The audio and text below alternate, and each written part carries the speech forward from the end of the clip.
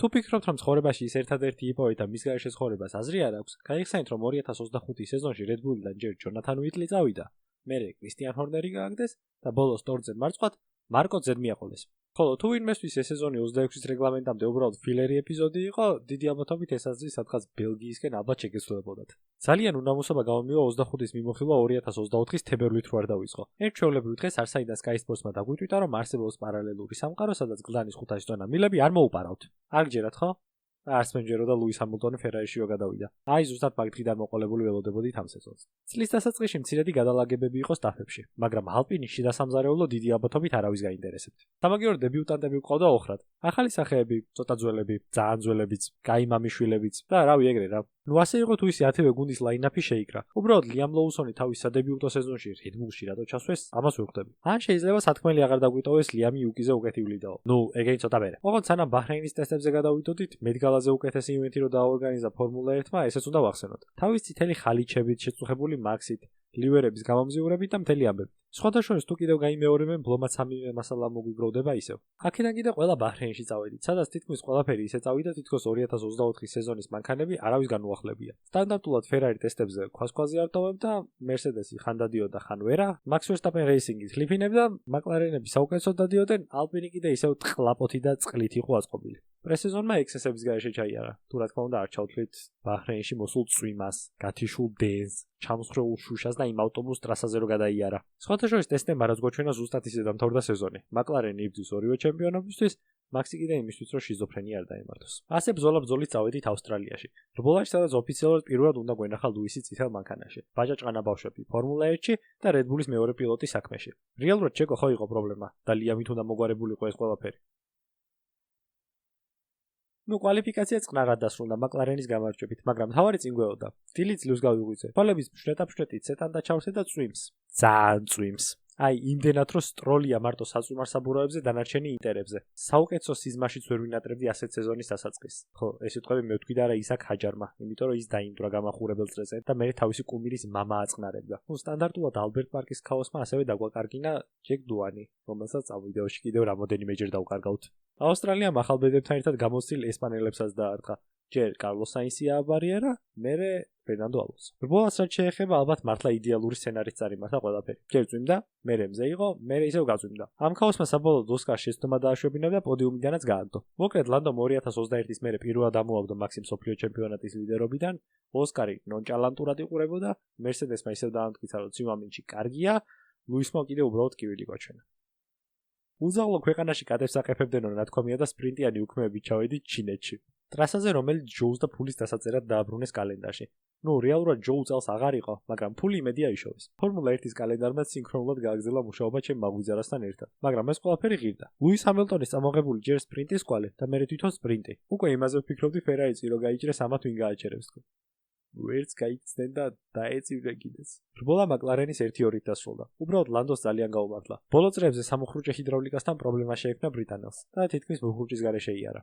მაგრამ ჯორჯმა მაინც ვერ გადაასწრო. Ferrari-ს რაც შეეხება საშუალოდ მე-5-6-ზე დაამთავრეს რბოლა. სპრინტის მერე ყველას კი გოგონა მინიმუმ პოდიუმისთვის იბრძოლებდნენ თქო, მაგრამ ავსტრალიის შედეგს ეს ნამდვილად ჯობდა. ნუ ჯობდა რბოლის დასასრულს, თორემ მერე გახეხილი ძირის გამო საერთოდ ჩახსნეს გრან-პრიდან. ამაზე მეტი ინფო თუ გაინტერესებთ, მაგერაა და ნახეთ. Red Bull-ზე კი ყველა პრობლემა მიჩინა თავი. დაწყებული საბურავების გრანულირებით, დამთავრებული სტაფის მუშაობით. მოიცაბარ რა გეკონათ, მეორე პილოტს დავადანაშაულებდი? არა, ბრალია მანქანა საშინელი როა. ხო, თუ ვერ მივხვდით ამას, მე ვფიქრობ და არა Red Bull-ის სტაფი. სწორედ ამიტომ ჩინეთის გრან-პრის მერე Red Bull-მა თავისთვის ძალიან უცხო მოქმედება გააკეთა და დიდ პატარა გუნდიდან პილოტები გაცვალა. კი, როგორც იქნა პატარა იუკი შაქრიან Red Bull-ში გადავიდა. საშინაო გრან-პრის წინ ამაზე დიდი იმედგაცრუება რა უნდა მოხდარიყო არ ვიცი. ვის გაუხარდებოდა უფრო სწრაფი Racing Bulls-დან Red Bull-ში გადასვლა. ნუ სამაგიეროდ Honda-სთან ბოლო კოლაბით Red Bull-მა ულამაზესი თეთრი ლივერი გადააკრა მანქანას. საკმაოდ უცნაურად დაიწყო უქმეები. ერთ-ერთ პრაქტიკაზე ჯეკ დუარმა გადაწყვიტა, რომ DRS-ი არ დაეხურა და მოსახვევში ისე შესულიყო. შედეგად კი ჩემსაყოჰელ ტრადიციას ჩაეყარა საფუძველი. იმის გამო რომ ჯეკი ფორმულა 1-დან გააგდეს და წესების მიხედვით ფორმულა 2-ში ვერ დაბრუნდებოდა, წლის ბოლოს სუპერ ფორმულას ტესტებში მიიღო მონაწილეობა. სამდღიან ტესტებზე კიდევ 3-ვე დღეს დაიბრა. თან იცით რომ ტრასაზე? კი, სუზუკაზე. ჯეკ, ნახე, ეს არის უკანა ფთა. ეს შემდეგ წელს აღარ გვექნება, მაგრამ რო იცოდი, აი ესე იკეტება. რო იკეტება, მე უფრო ნაკლებად მოსურდები. ხო, სუზუკას გრან-პრის რაც შეეხება, ორ მაკლარენს დააუვიზდა, რომ ყველაზე ჩქარები იყვნენ და პოული მაქსმა წაიღო. ბოლაში კი იმდენად რთულია ამ მანქანებით გადასწრება, ფიზიკურად რაკეტითაც რო გაყვეწინა მანქანას, პოზიციას მაინც ვერ მოიგებ. ერთადერთი შანსი ლანდოს პიტის გამოსასვლელში ჰქონდა, მაგრამ მაქსმა პრეს-კონფერენციაზე თქვა, ლანდო ბალახის საკრეჭად გაუშვიო. მოკლედ, მაქსმა მოიგო რბოლა, იუკიმ driver of the day, ოსკარს დაბადების დღე ჰქონდა და სეტანტას ბიჭებს მაქსის ფანობა შეეტენათ. ამ ყველაფრის მერე კი როგორც იქნა წავედით ისეთ უქმეებზე, რომელსაც მაღვიძარას გარეშე უყურებდით. ტრეკზე სადაც პილოტებმა წინა სასეზონო ტესტები იარეს, ოღონდ ამჯერად წვიმის გარეშე. ბაჰრეინში მაკლარენმა ჩაიტანა ძირი, რომელიც ორი უქმეები ტესტეს და მაინც არ გამოიყენეს. არადა ლანდოს მოეწონა. რედბულმა საიტმოდები შეცვალა. ფერარის კიდე ყავის აპარატი გაუფუჭდა. სამაგიეროდ ოსკარმა გადაუარა ყველას და ყველაფერს. 15 წამით მოიგო რბოლა და თავის თანაგუნდელისგან განსხვავებით სტარტზე მანქანას იდეალურად გააჩერა. მაქსი ამ უქმეებზე ის გამოთქმა იყო, ავიზაღდი არც თვითონ ჭამს და არც სხვა საჭმელსო. ლანდო ეგრევე დაარეპორტა სტარტზე და 5 წამიანი ჯარიმაც გადასცა. სწორედ ამის გამო ბრიტანელს მეორე ბრიტანელმა გადაასწრო. თან წუწუნ ხან გადაცემათა კოლოფი არ მუშაობდა, ხან დიარესი. მაქსი კიდე ალბათ ერთადერთი ადამიანია, რომელმაც ბაჰრეინის უდაბნოში იმაზე იწუწუნა ყინულზე დავდივარო. ოღონდ სხვა შემთხვევებისგან განსხვავებით აქ მართლა ვერ იარა და მე-6 ადგილისთვის გასლის შემთხვევით გადაასწრო. სამაგიეროდ იუკი მაიღო პირველი ქულები რედბულში. ვიქნებ მართლა ჩეკო იყო პრობლემა და ვერ ხვდებოდით. ძალიან რთულია კალენდარში ახალ დამატებულ ტრეკებზე ვინმემ რამე კარგი თქვას, მაგრამ არ ამგონია ვინმეს ენა მოუბრუნდეს და ჯედა გამართლებულ ტრასებში არ ჩაწეროს. 21-დან მოყოლებული საუდის არაბეთი გვანებიროს დრამით, ტიტულების ბრძოლით, შუაზე გაყოფილი მიკ შუმახერით და ფორმულა აკადემიის რბოლებით. იმის გამო რომ განვლილი რბოლებიდან ყველაზე მეტად რისკის გაღებითაც და კონფიგურაციითაც ჯედა სუზუკას გავდა, ალბათ ძალიან გასაკვირისავდა ყოფილიყო მაქსის პოული. მაგრამ ალბათ არაფერში ეწერა ლანდოს ავარია მესამე სეგმენტის პირველ სტაზე. რატომ გარისკა ალბათ თვითონაც ვერ გეტყვით. სამაგიეროდ იმის გამო რომ სუპერ მიკერზუებული ვარ, აუცილებლად ვახსენებ მესამე სეგმენტში გადასულ პიერ გასლის, რომელმაც ამ უქმეებზე თავისი წელიწადნახევრიანი სტრიქი გააფუჭა და თავისი შეცდომის გამო პირველად დააზიანა მანქანა. სამაგიეროდ საინსი დაიბოღმა. რანამუსით მოუბრუნდა პირში ანა კარლოს და თქვა ამ მანქანას მერსედესის ძრავი რო ქონდა წინა რიგებში იდგებოდაო, არ ვიცი. კარლოს, შენ რო იზას არ დაშორებოდი, რებეკასთან ერთად მაინც იქნებოდი? სანამ საინსის ფანებმა წამიგდეს, რბოლაზე გადავიდეთ. რბოლაზე სადაც სტანდარტულად მაქსი პირველ მოსახვევში აფექსე პირველობის სურვილმა დააბრმავა, ოსკარს აცდა და პირდაპირ გააგრძელა მსვლელობა. ამის გამო კი დამსახურებულად 5 წამიანი ჯარიმაც აარტყეს.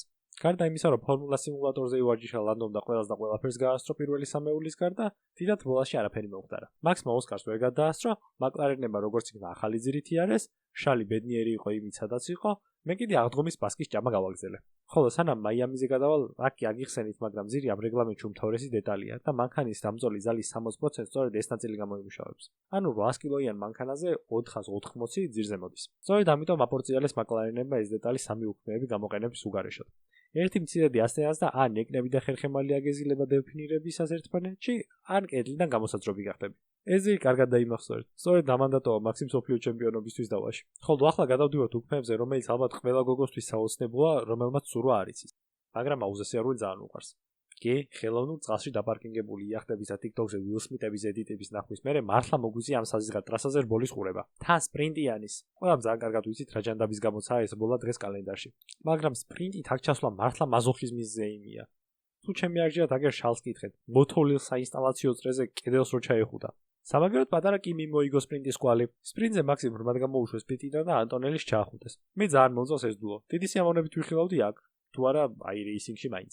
ნუ ხო სპრინტის სტანდარტულად მაკლარენებმა გაჯიბეს, პოდიუმზე კიდევ ლუისი აიბარა.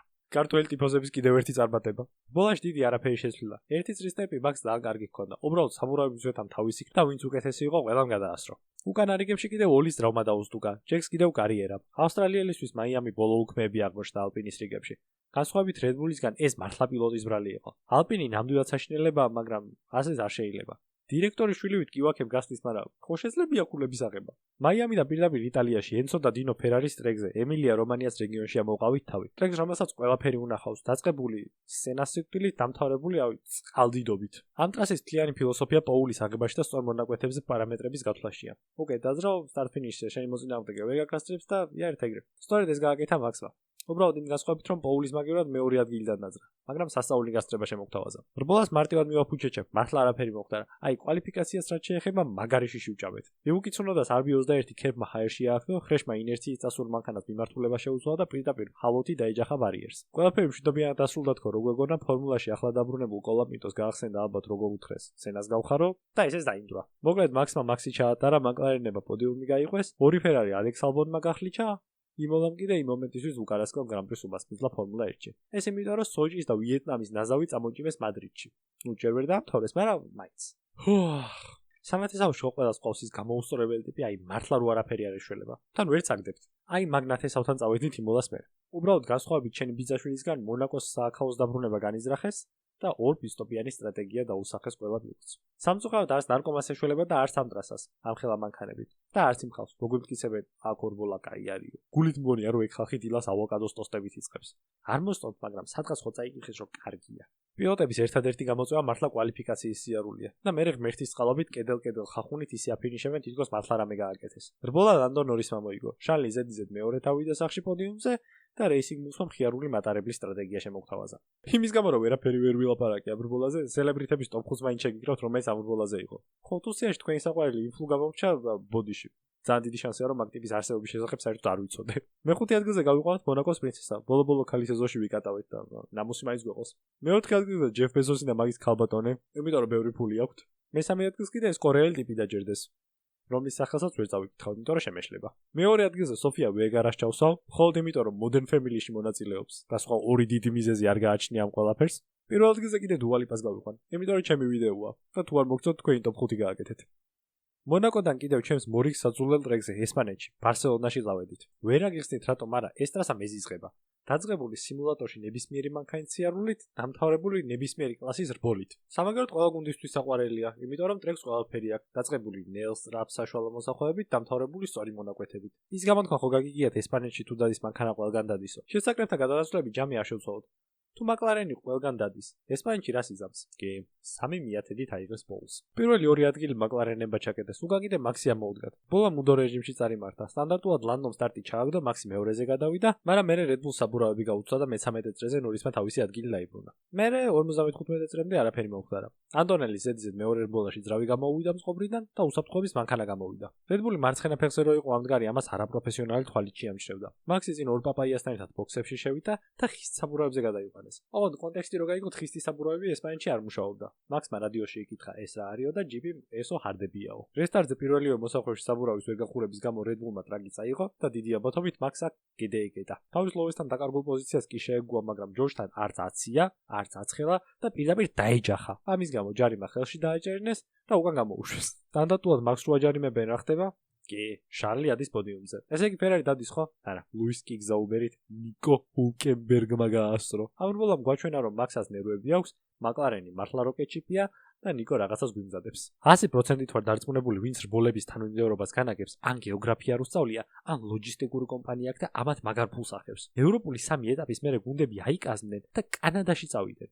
მარტო იმიტომ რომ მე უკან დაბრუნებულიყვნენ და 7 ევროპული ეტაპი ევლოთ. თუ ჟილ ვილნევის ტრასის კონფიგურაცია შეხედავთ, მარტივად დაინახავთ ბევრ სწორ მონაკვეთს. ვის არ უყვარს სწორი მონაკვეთები?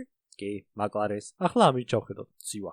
ვის უყვარს იცივე? მერსედეს. ყველაფერი თავიდანვე ცნობილი იყო. ჯორჯ რასელმა ყველაფერი გააკეთა და რბოლა მოიგო. მაქსი მეორეზე გავიდა. ხოლო პოდიუმის მესამე საფეხური პატარა მაკარონმა ბავშვმა დაიკავა. დასრულებით დამსახურებულად. მაგრამ პირველი 3 ადგილი ვისახსოვდა. ლანდო პაპაია რუსის მთავარი წესი შეუტიე შენსა გუნდელსა წყნარა და დაარღვია და კედელსა და ოსკარს შორის წინა ნაწილის უგარეშოდ მოექცა. მე თავადაც აღიარა დანაშაული და ბოდიში მოიხადა. კანადის გრან-პრის მერე ჩემპიონატში ოსკარი ლანდოს საკმაოდ წინ გაექცა და 26 ქულიანი სხვაობას დაიჭირა. მაქსი კიდე 59 ქულით უკან საერთოდ ყველამ ჩამოწერა. ტრის სახში რბოლის მოგება რომ ყველაზე თბილი რაღაცაა ხო ყველამ ვიცით. სწორედ ეგ შეიძლება ქონდა მაკლარენს ავსტრიაში Red Bull რინგზე. წუთი და 3-იან ტრეკზე ლანდო ნორისმა შარლ ლეკლერს პოლისთვის ბრძოლაში მთელი 9 წამი მოუგო. მესამეზე ოსკარი გავიდა. მაქს კიდე ლიამ ლოუსონმა აჯობა. ლიამ ძალიან კარგია, მაგრამ ცოტა დააგვიანა.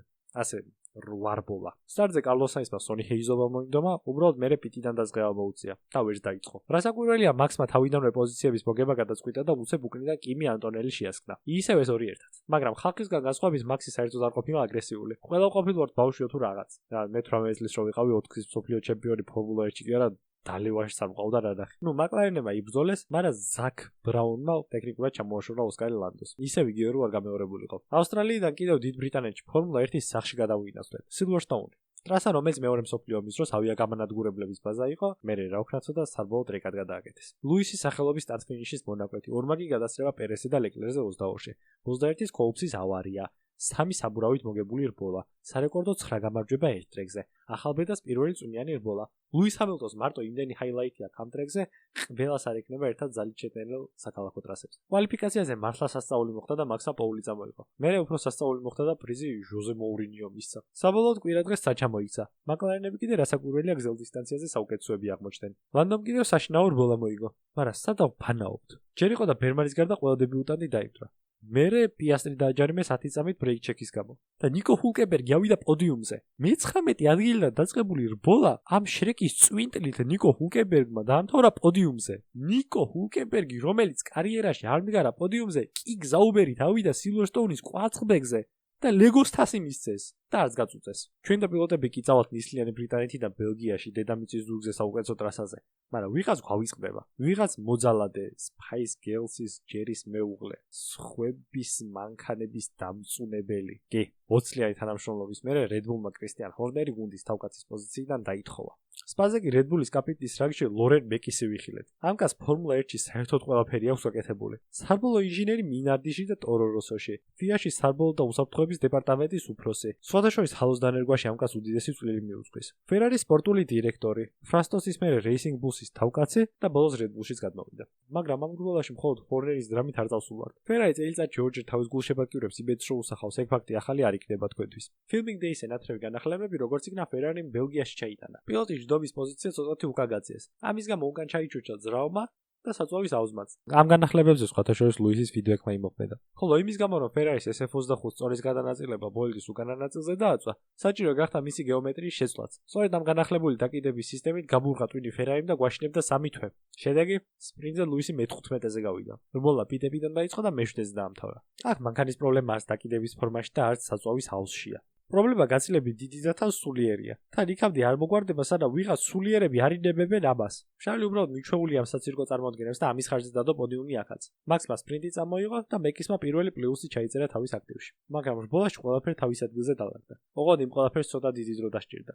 მოდი და წვიმიან სპაზე 21-ის ფლეშბექები არ გქონდეს. მადლობა საქართველოს ავტოსპორტის ფედერაციასო წრიული რბოლების ეტაპის სპას რბოლას დაამტყვია. და სანამ ტრასას აშრობდნენ, რბოლით გართობის საშუალება მოგვცა. ჩვენთან ოსკარმა მოიგო, უფრო ჩვენთან სანდრო. ბელგიიდან კი წავედით უნგრეთში, ტრასაზე, რომელიც ყველაზე მეტად გავს მონაკოს. უბრალოდ ეს რომ უცოდინარ ადამიანს უთხრათ ძალიან დაგცინებენ. რანაირადაა ეს და ეს ერთი და იგივე. საქმე იმაშია, რომ უნგრეთის ტრასა მაქსიმალურ მოჭიდებაზე გაფრთხილ სეტაპს მოითხოვს. ზუსტად ისეც როგორც მონაკოში. როგორც უკვე მივხვდით, დიდად გადასწრებებითაც არ გამოირჩევა ეს ტრასა, მაგრამ სტრატეგიული ომები ძალიან საინტერესოა. ნელი მოსახვეებით შედგენილ წრეზე MotoGP-მაც კი უარი თქვა და უნგრეთში ბალატონ პარკზე ჩადიან ჰუნგარორინგის მაგივრად. გადასწრებების ნაკლებობა რო გვაქვს 21-ში იდეალურად გამოჩნდა. ოღონდ ალპინი რბოლა რომ მოიგო და ლუისმა ალონსოს ძლივს გადაასწრო. უქმებს რაც შეეხება ლეკლერმა სასწაულებრივად პოული აიღო. თან კვალიფიკაციის მერე ძალით დადებილება რო იცის ხოლმე ეგრე დადიოდა. რა, პოული მოიგე? ვარც კი ველოდი. მაგრამ Ferrari-ს ეს სიხარული 24 საათში მიწასთან გასწორდა. სტრატეგიული შეცდომის შედეგად მონეგასკს კარიერაში 27 პოული ჩაუშხამეს. თან ისე რომ პოდიუმზეც ვერ ავიდა. სამაგიეროდ ისევ დაიძაბა სიტუაცია პაპაიებში. ოსკარი ბოქსებში ორჯერ შეიყვანეს, ლანდო ერთხელ. ისე აღმოჩნდა რომ რბოლის ბოლოს ოსკარი გუნდელზე სწრაფი იყო, მაგრამ ტრასის კონფიგურაციის გამო პოზიცია მაინც ვერ მოიგო. ერთ მომენტში კი რაღამ ჩაეხუტნენ ბიჭები ერთმანეთს. რო ასე იყო თუ ისე ჩემპიონატში ცხოვრება ლანდომ 9 ქულამდე შეამცირა და ყველაფერი თითქოს ახლიდან დაიწყო. ის ფაქტი იყო ყველას გამოგვიცდა და ყველაფერი კარგად რო მივდის და უცებ სარო გვეცება თავზე. აი ეგრე მოვიდა ლანდოსაც. სანდორში მცირედით წაგებული კვალიფიკაცია საბოლოოდ ტექნიკური პრობლემით დასრულდა ლანდოსთვის. ტრასაზე, სადაც მაკლარენს ყველაზე და ყველაფერზე სწრაფი ტემპი უნდა ქონოდა, Red Bull-ის ორმაგი პოდიუმი დასრულდა. რაც 2021-ის მერე ეს ტრასა კალენდარში დაბრუნდა, ქვედა Red Bull-ი ყოველთვის კარგად დადიოდა აქ. ეს ტრადიცია ისაკმაც გააგრძელა და კიმის შემდეგ მეორე დებიუტანტი გახდა, ვინც წელს პოდიუმზე ავიდა. ალბათ ამ რბოლის მერე მოაწერა ისაკმა Red Bull-თან კონტრაქტს ხელი. იმ ხალხს კიდევ ვისაც ეგონა ლანდოს გუნდი უკეთეს მანქანებს უკეთებსო, მეორე ტექნიკური პრობლემა შეექმნა მე-15 რბოლაში. ჯერ მუხრუჭი, ახლა ძრავი. განსხვავებით ოსკარისგან, რომელმაც ჰოლანდიაში გრანდსლემით მოიგო. თქვენი არ ვიცით, მაგრამ ძალიან ადმყავს ფორმულა 1-ის გრაფის სხვა სპორტული ივენტს რო ემთხვევა. სამწუხაროდ მონცა ქართული კალათბურთის ისტორიაში ყველაზე დიდ თამაშს დაემთხვა. სამაგიეროდ ფრანგების წარუმატებლობა იყო ორივეგან ყურადსაღები, მაგრამ სამაგიეროდ ორივე ფრონტიდან გამარჯვებული დაუბრუნდი. თან ფრანგებმა ორივეგან ცუდად იასპარეზეს. 8 მოუგებელი რბოლის მერე მაქსი და Red Bull-ი გამოცოცხლდა. შაბათს ყველაზე სწრაფი პოლ პოზიცია აიღეს ფორმულა 1-ის ისტორიაში, ხოლო კვირას რბოლა ზედმეტი პრობლემების გარეშე წამოიღეს. მაკლარენებმა კიდევ ტრადიციულად თავისი ძირის სწორმონაკვეთებს ვერ მოაგეს. მეტად ძირი ყოფილიყო მარტო პრობლემა. იმის გამო რომ ნორისის პიტსტოპის დროს ერთ-ერთ მექანიკოს ჩამოეძინა, ლანდო ოსკარის უკან გამოვიდა. სამართლიანობის აღდგენა მარტო ბეტმენის საქმე როდია, ოსკარს რადიოში გაზაღეს ბავშვს ადგილი დაუბრუნეო და მე თუ გინდა შეუტიეო. პიასტრისაც მეტი რა უნდა იქნა, ადგა და გაატარა. თან მაქსისგან დაცინვაც მიიღეს. სწორედ მონცაზე დაიწყო ის ტიტულისთვის ბრძოლა, რაც რეალურად სეზონის ბოლომდე გავყვა. ოსკარი პირველზე 324 ქულით, 31 უკან ლანდო, ხოლო მაქსი მესამეზე 94-ით. კარგი მსვლელობა მაქსა ბაქოშიც გააგრძელა. ნეომოსახურებთან ერთად უძიძესი სწორი მონაკვეთი Red Bulls დაეხმარა როგორც პაულის, ისე ბოლის სახში წამოღებაში. უქმეების თავარი მოვლენა კი ალბათ მაინც კვალიფიკაცია იყო, სადაც როგორც ჩემპიონატის ლიდერი, ისე მთავარი პაულის სპეციალისტი დავკარგეთ. სამაგიეროდ კარლოს საისმა დააგრა ვირაც ბავშვის იუნიკორნის სტიკერი თავის ჩაფხუძს და ამასაც გაიხსნა. ჯერ იყო და მეორედან დასტარდა და მე მერსედესის ტემპში იარა. ვილიამს ბაქო ძალიან რო უყვარს ეს ახალი ამბავი არაა. ბოლო-ბოლოს სტროლს აქვს თავისი პირველი პოდიუმი აქ აღებული. მაგრამ განსხვავებით იმ მანქანისგან ეს ვილიამსი ნაკლებად კონკურენტუნარიანი იყო. ოსკარი კიდევ კვირასაც დაიმძვრა. აზერბაიჯანში ბოლა ბევრი რამ გვაჩვენა. მაგალითად ის რომ მაქსი ისევ საქმეშია. ჯორჯი სტაბილურად ყველაზე სტაბილურია. კარლოს საინცის სადაც არ უნდა გადავიდეს, მაინც მაგარი იქნება და ლუის ჰამილტონს აღარაფრის სურვილი აღარ აქვს. მეზობელი ქვეყნიდან კი სინგაპურში გადავინაცვლეთ. ღამის რბოლა, რომელიც ალბათ როგორც პილოტებისთვისაა ყველაზე მომთხოვნი, ისე მაყურებლებისთვისაც. უბრალოდ განსხვავებით პილოტების დაკლებული 4-5 კილოგრამისგან, ამათ 4-5 ნიშნა რიცხვები ძრება თანგარიშით. 90 გრადუსიანი მოზაღვევი და გზელი სწორი მონაკვეთები. პოლზე მდგარი ჯორჯი და ჩემპიონობას ჩამოღაუჭებული მაქსი. ეს სეზონი ძალიან გავს ბიპოლარული აშლილობით დატაჯულ ადამიანს. მთელი წელია ორი უკიდურესობა ჰქონდა რბოლებს. ან ძალიან საინტერესო იყო, ან ძალიან მუდო. გარდა მაკლარენების გასასწრუნებისა ამ რბოლაში არაფერი მოხდარა. ჯორჯმა მეორე რბოლა წამოიღო ტენია სინგაპურში, მაქსმა მაკლარენებს ქულები ამოუღო, ლანდომ და ოსკარმა ერთმანეთს წაკმინეს და მაინც 6 რბოლით ადრე კონსტრუქტორების თასი აწიეს. უბრალოდ ოსკარს არ დაელოდა. მათ ხომ ორივე პილოტი ერთნაირად უყვართ. ბრტყელი დედამიწის მიმდევრების აზრით შემდეგ როლამდე გუნდებმა მთელი მსოფლიო გადაიფრინეს. რეალურად კიდევ უბრალოდ ტეხასში ჩავიდნენ. ალბათ საუკეთესო ტრეკზე ამერიკაში. როუდ ამერიკას მერე. ის ვიდეოები ხო ყველას გვხვდებოდა TikTok-ზე, ადამიანები მაქსს საჩემპიონო ბრძოლაში რო აფრუნებდნენ. ზუსტად აი ეგრე წარივართა უქმეები. როგორც აღნიშნა Red Bull ტეხასი იდეალურად მოერგო. სპრინტი კიდევ პირველი პოზიციიდან დაიწყო. უბრალოდ საინტერესო ფაქტი სპრინტის დასაწყისში პირველივე მოსახვევში მოხდა. სასწაულებრივად მეოთხე ადგილზე კვალიფიცირებულმა ნიკო ჰულკენბერგმა სამუხრუჭე წერტილი გამაზა. ოსკარ პიასტრის დაეჯახა და ეს უკანასკნელი ლანდო ნორის ესროლა. პიჯების პრინც გამოეთიშნენ, მაქსმა კიდევ 8 ქულა მოუღო ამ ორივეს. ასე ხელის დატკაცუნებით მოიგო კვირადღესაც რბოლა მაქსმა. ოსკარი თითქოს ჩაქრა, ლანდოს კიდევ ჩვეულებრივი ომი ჰქონდა შალთან. სადაც მონეგასკმა ის თავდაცვა გვაჩვენა, რაც 8 წლიანი კარიერის მანძილზე არ გვინახავს. მაქსს კიდევ ერთადერთი საფიქრალი ჰქონდა. იქნებოდა თუ არა გრანდსლემი ბაქოს მსგავსად. არა, უსწრაფესი წრე ვერ შეკრა. სამაგიეროდ ლიდერთან შეამცირა სხვაობა 40 ქულამდე. ლანდო კი ოსკარს ისე მიეპარა, როგორც სიცივები დეკემბრის დასაწყისში ჩვენ. ფორმულა 1-ის დღევანდელი ბოილდები ჰაერზე რამდენად არიან დამოკიდებულები იცით. მისი დახმარებით მანქანები ჩქარდებიან, გრილდებიან და სუნთქავენ კიდეც. მაგრამ რა მოხდება თუ ამ ხარისს შევამცირებთ? კი, მექსიკის გრან-პრიზე მოხვდებით. უქმეებზე სადაც გუნდები მაქსიმალურად ცდილობენ აეროდინამიური მოჭიდება მექანიკურით შეცვალონ. ამის გამო კი უდიდესი დატვირთვა მოდის საბურავებზე. მაკლარენის ძლიერი მხარე კი სწორედ დაპროექტებული შასია, რომელიც საბურავებს თითქმის არ წვეთს. მონაკო კიდევ ამათ მოიგეს. სტარტზე მაქსმა გვაჩვენა, რომ სწავლა სინათლეა, ხოლო უსწავლელობა ჯარიმა. ქაოტური სტარტის და ლუისის ჯარიმის მერე ყველაფერი დაალაგდა. ლანდო ნორისმა ქვაქვაზე არ დატოვა და ისე მოიგო მექსიკა, კითხვის ნიშნები კი არა, სხვა სასვენ ნიშნების არ დაუტოვებია. ბოლოს კი კარლოს საინცი რბოლას გამოეთიშა. ამის გამო გამოსული ვირტუალური უსაფრთხოების გამო კიდევ მაქსმა შალს ვერ გადაასწრო. ასევე აღსანიშნავია ბერმანის მეოთხე ადგილიც, რითაც საასის საუკეთესო შედეგი გაიმეორა. ლანდომ ჩემპიონატში პირველ ადგილზე გადაინაცვლა, ოსკარს 1 ქულით, ხოლო მაქს 36-ით გაუსწრო. თქვენი არ ვიცი, მაგრამ სეზონის ბოლოს საინტერესო რბოლები რომ ერთმანეთს მიეწყობა ხოლმე მაგაზე მაგარი არაფერია. ასე წავედით ბრაზილიაში. ტრეკზე რომელზეც უინტერესო რბოლა ძალიან რთული გასახსენებელია. ფორმულა 1-მა საშინაო დავალება სწორედ გაიგო და ტრადიციულად სპრინტით ჩავედით ბრაზილიაში. ჩემპიონატისთვის ბრძოლაში მაქს კარგი უქმეები სჭირდებოდა. ოსკარს კიდევ შემოლაწუნება. უბრალოდ სპრინტის კვალიზე Red Bull არ დადიოდა. ნუ რაღაცით გადააგორეს და მოკლე რბოლა მეოთხეზე დაამთავრეს. აი სპრინტის შემდეგ კი მანქანა ბოლომდე დაშალეს, 4 საათში ააწყეს და კვალიფიკაციაზე გაიყვანეს. Red Bull-ის გავს აქტივობას როცა აკეთებს, უმეტესად მანქანა ცოცხლდება, მაგრამ ახლა არა. Q1-ში ჩარჩა მაქსი. ყველაფერს ველოდით, მაგრამ იმ ბუღალტერიის მერე რის მიხედვითაც მაქსი ჩემპიონი ხდებოდა, პიტლეინიდან დაწყება ნამდვილად არ შედიოდა ჩვენს გეგმებში. ნუ უქმებზე რაც შეიძლება ვთქვათ, ესაა ბორტოლეტოს ავარია, საიდანაც უნებელი გამოვიდა ბრაზილიელი. სამაგიეროდ რბოლაში ისევ დაიმძვრა. სეზონის ბოლოს ნამდვილად არ გამოვიდა კარგი ფორმულა 2-ის ჩემპიონს. მაგრამ ყველაფერი წინა. აი რბოლაში კი ყველაფერი მოხდა. კატასტროფების კორიანდერი, უსაფრთხოების მანქანა, არეული რესტარტი, შურდულივით დასროლი კიმი ანტონელი და გაშმაგებული მაქსი. იმის გამო რომ დახურული პარკის წესი დაარღვიეს ხარება და თითქმის ყველა ნაწილი შეცვალეს, მაქს რბოლის დაწყება ბოქსებიდან მოუწია. ამჯერად კი თავდაყირა დაყენებულმა მანქანამ თავისი საქმე გააკეთა. რბოლა პოდიუმზე დაასრულა. ლანდომ თავისი პროგრამა მინიმუმში შეასრულა, ხოლო ოსკარი ისედაც თავის მინიმუმი იყო სეზონის ბოლოს. ერთი შეხედვით შემდეგ სამრბოლაში 59 ქულის ამოღება კონკიას ზღაპრის ოდენის სასწაული იყო, მაგრამ სამყარომ თვითონ მაკლარენმა გადაწყვიტეს, რომ სეზონი დაძაბულად უნდა დასრულებულიყო. მიკი მაუსის თანხლებით ჩავედით ცივს უსხიან ლას-ვეგასში. ტრასა, რომელიც ცნობილია თავისი კანალიზაციის ლუქებით, სფეროთი და ღორის ფორმის კონფიგურაციით. დარწმუნებული ვარ, ერთადერთი არ ვიქნებოდი, ვინც შაბათილას გაიღვიძებდა და წვიმის დანახვისას არ გამოშტერდებოდა. მთელი კვირა კი ვიანოსებდნენ წვიმას, მაგრამ მომკალით არ ამჯეროდა. მაგრამ ლურჯი საბურავების გამოყენება გახდა საჭირო. გარემო პირობებმა კი თითქოს არც ისე ძლიერი მაკლარენი მოწინავე ადგილზე დააბრუნა. კვირას ბუნებრივი ბალანსი აღდგა. მაკლარენი სტანდარტულად სწორ მონაკვეთებზე შენელდა, ლანდო მაქსთან სტარტი წააგო და ასე ტრადიციულად დაასრულებდა უქმეები ტრადიციული სამეურნეობით.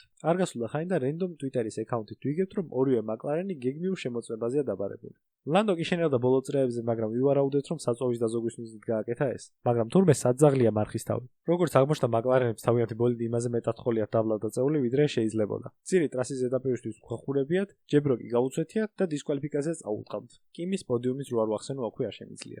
ეს იყო იმენა კინო. განულებული მაკლარენის ქულებით და გასოცხლებული ჩემპიონობის შანსებით ლუსაილის ტრეკზე ყატარში წავედით, რომელიც ერთი შეხედვით მაკლარენს უნდა მორგებოდა. და ასეც მოხდა. უმკვნელოდ მოგებული სპრინტისა და კვალიფიკაციის მერე პაპაებმა ყველაფრის პრაგმატულად დასრულება არ მოინდომეს. ალბათ იმიტომ, რომ ოსკარ პიასტრი გამოცოცხლა და ზაკ ბრაუნს ძალიან დაეზარა მიზეზების შეთითხნა, როგორ უნდა გაეტარებინა ოსკარს ლანდო. ხოლო იმის გამო, რომ ეს ტრასა საბურავებს ისე ჭამს, როგორც ჩვენ კინოს დაწყებამდე ბატიბუts, უსაფრთხოების მიზნით ყველა პილოტს დაევალა მინიმუმ 2 გეგმიური პიტსტოპი. მიმდინარე სტინტის განმავლობაში წრეების მაქსიმალური რაოდენობა კი 25-ით შემოფარგლეს.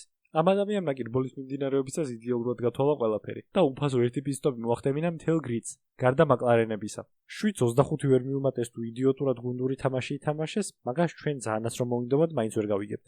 კარლოს საინცმა საერთოდ სასწაული გააკეთა და 10 წლის განმავლობაში პირველად უილიამს 2 პოდიუმი მოუტანა სეზონში.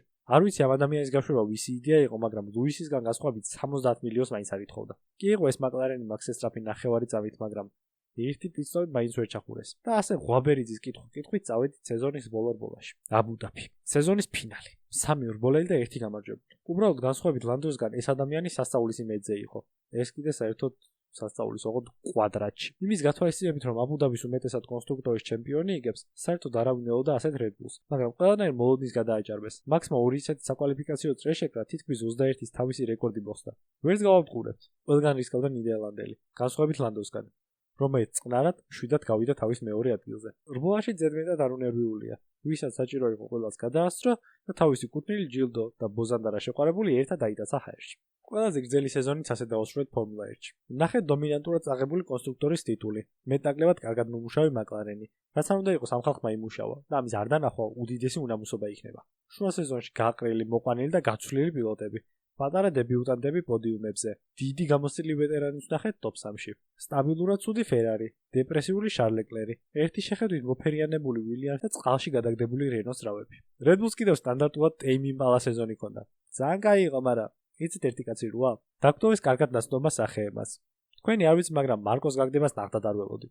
აი ეგ იცის თავზე გადაჯმა. სეზონის მიმდინარეობისას გავიცანით ფრანც ჰერმანი, რომელმაც თავისი პირველი ბოლა ფერარით ლუის ჰამილტონზე ადრე მოიგო. და რაც თავარია ვნახეთ მებრძოლი ლანდო ნორისი, რომელმაც მართლა დაძლია ზნეხი. ერთი შეხედვით წაგებული სეზონით დააკამბექა, თან იმ ყველაფერზეც ბოდიში მოიხადა, არ უნდა მეტლი კი ნამდენიო. ხოლო ვინც ფიქრობთ, რომ ამ ადამიანმა ეს თასი დაუმსახურებლად დაწია, რავი, კრიკეტშიავლეთ თვალი. ჩემი წლის მოვლენების რომ შევაჯამო, ალბათ საუკეთესო რბოლა მაინც სილვერსტოუნი იყო, თავისი დაძაბულობით და ჰულკენბერგის საოცრებებით. საუკეთესო დებიუტანტი მაინც კიმი ანტონელი, იმიტომ რომ არანაკლები წნეხის დაძლევა მოუწია ამბავს. ნამდვილად არ მეგონა სეზონის ცირკის ჯილდოში ფერარის ვინმე თუ შეეცილებოდა, მაგრამ მაკლარენის სასწაულები რო არ ვახსენა შეუძლებელია. ოღონდ მარტო ვახსენებ, იმიტომ რომ ფერარის სახელობის წლის ცირკის ჯილდო ისე ფერარის უნდა გადავწე. წლის სამეცნიერო ექსპერიმენტი ცალსახად მაკლარენია, თავისი ძირით, რომელიც ყველგან ასეინეს და ბოლოს როგორც ჩანს გამოყენებაც დაავიწყდათ ისე გახეხეს. წლის პიერ გასლი კიდე ისე პიერ გასლი გახდა. 2026 სეზონიდან ახალი რეგულაციები რას მოგვიდას კაცმა არ იცის, მაგრამ შეგვიძლია ერთად დავეყოდოთ. შემდეგი ვიდეოს იდეები კომენტარებში დაწერთ. გაგოსეთ ყველა შუბზე მომავალ შეხვედრამდე.